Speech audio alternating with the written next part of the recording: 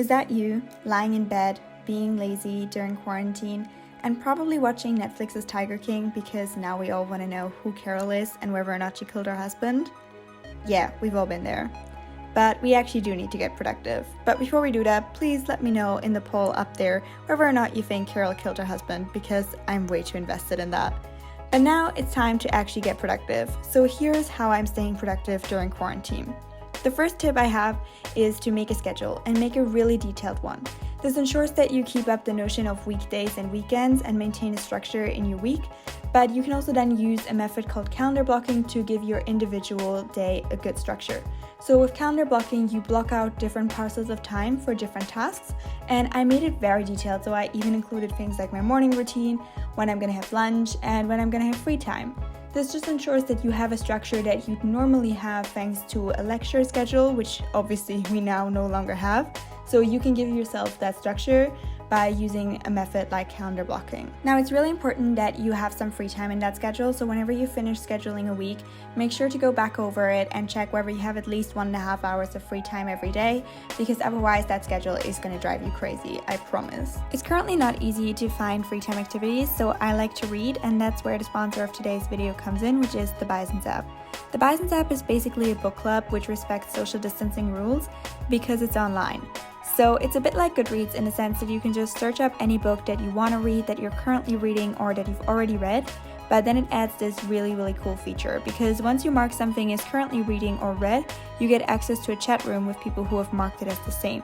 Now, there are different chat rooms for people who are currently reading a book and people who have already read it, so that you don't get spoiled for the plot if you haven't fully read the book yet. So it's a really great way of connecting with fellow book lovers in times of social distancing and to ensure that you're not, completely alone in quarantine. And the great thing is it's completely free and it has no ads. So it's a really great app to download during quarantine. And it just allows you to turn this hobby of reading, which is usually something you do alone, into something more social. And you can even use it for academic books, which I absolutely love, because we currently don't have these discussions with our classmates about books, etc. It can just be really helpful to get someone else's take on an academic argument, because sometimes you're just not really sure what to make of a paragraph, and it can just be really great. So I would highly recommend downloading the app. All the links are in the description box below. But now that we know what we might do in our free time slots, we still need to figure out how to actually follow our schedule, because that is key. So here's what I like to do. First of all, put on some music that I actually like. So for studying, I usually like to use quick-paced classical music. I find a lot of the songs on this album really useful. I linked it for you in the info box below if you guys are interested. And sometimes I also listen to my own horrible music taste. So I have a music playlist which I made, which consists of a lot of songs from very different genres. If you guys are interested, I linked it for you guys in the info box below, but be warned, it's horrible. But yeah, once you have some music on that you're vibing with, then actually establish what tasks you have to do. So I like to use ThingsFree for an overview of all tasks, whether short-term or long-term. ThingsFree is great because it allows you to establish different lists for things, for example, like what you want to do daily, what you want to achieve in revision, what you want to achieve for work, for, your YouTube channel, whatever. You can make a list for anything. And it is quite detailed. It always shows you how much progress you've made on your to-dos. You can establish headings. You can, do so much with this app. It is super useful. Personally, I use it as a list of pretty much everything I have to do. And you can also add some extra notes to a to-do. So as you can see here, I just added a line of what exactly I want to do with that blog article that I'm planning to write.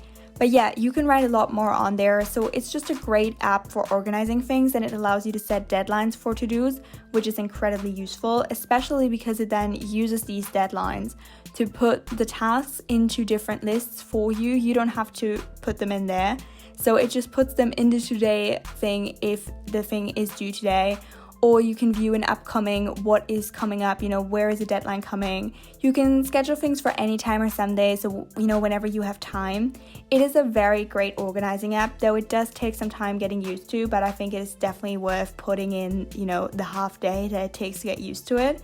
And then I like to use a to-do list for the day and just schedule in which tasks I'm gonna do.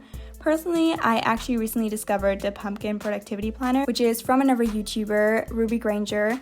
and it is really, really great. Personally, I always used to do my own to-do list, but I actually really like this one. It is just £1, and I linked it for you guys in the info box below, but it's really amazing because it basically lays out the steps you have to go through in order to make an effective to-do list, because it tells you, okay, what do you have to do, and then it makes you color code things, which then allows you to better see whether or not this should be a priority, and then it makes you make a schedule. So yeah, would highly recommend it. Now, really important, before you sit down and do anything on your to-do list, open a window because you want fresh air in your room in order to be able to focus and not get a headache. Once you're sitting at your desk, it's really important to make sure you're not getting distracted by your phone, so I like to use Forest for that. Forest is an app which allows you to grow a virtual tree in a certain amount of time, and if you leave the app, the tree dies. And trust me, it's traumatizing if that tree dies, so you will stay off your phone. Now, another thing you can do is make a habit tracker. So for a habit tracker, you basically decide on whatever habits that you want to follow through. Like for example, for me, I wanted to consistently wake up at 5 a.m. in quarantine, read for fun every day, etc. And you just put down the dates for the month. And whenever you are following through on something, then you can then pencil in that square so that you can see that you actually achieved that. It's a very useful tool for kind of tracking your own progress and also seeing patterns. So are you, for example, not following through on a specific thing? Is that something that, you just don't want to do? And it also makes you compete against yourself a little bit because you want that habit tracker to look perfectly pink or whatever color you choose so that you're more motivated to actually follow through on your schedule because, we all want that perfect streak. One thing that's really important is to not treat quarantine as a time where you can't reach out to your teachers. If they can give you homework, they can reply to your emails.